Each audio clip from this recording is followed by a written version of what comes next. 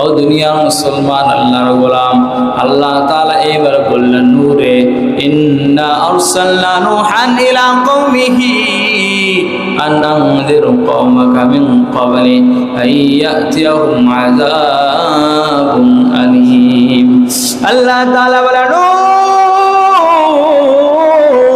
তাড়াতাড়ি জানায়া দাও মিন ক্বাবলি আইয়াতিয়াহুম আযাবুন আলীম, আমার আযাব আসার পূর্বে তাদেরকে বলো তাড়াতাড়ি কইরা ওই আল্লাহ তাআলার প্রতি ঈমান আনো, যদি না আনো তাহলে তোমার অবস্থা বড় ভয়ঙ্কর হয়ে যাবে। একটু পরেই মুসলমান আল্লাহর গোলাম একটা চুলার মধ্যখান থেকে পানি বের হওয়া শুরু করলো।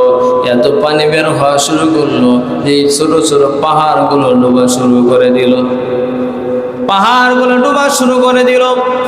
দুনিয়ার মুসলমান আল্লাহর গোলাম, এক পর্যায়ে হযরত নূহ পয়গম্বর একজন সন্তান ছিল, তার নাম কেনান।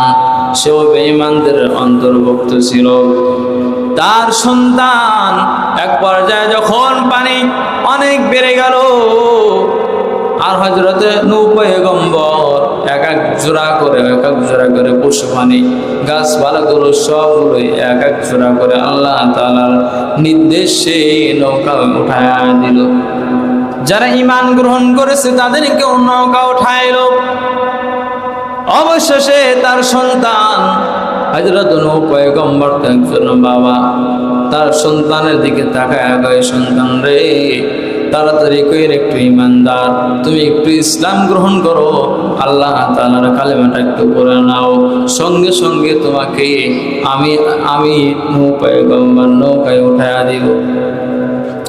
এই কথা শোনার পরে যখন দেখে কেনান পানিতে ডুবে যায়, তার গলা পানি হয়ে যায়, নূহ পয়গম্বর বলে তাড়াতাড়ি কইরা কালেমা পড়ে নাও।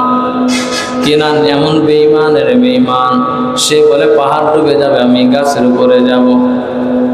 ও দুনিয়ার মুসলমান আল্লাহর গোলাম, যখন দেখে একেবারে কেনান ডুবে যাবে ভাব, ওই সময় আল্লাহ তাআলার কাছে হযরত নূহ পয়গম্বর ডেকে বলেন, আল্লাহ,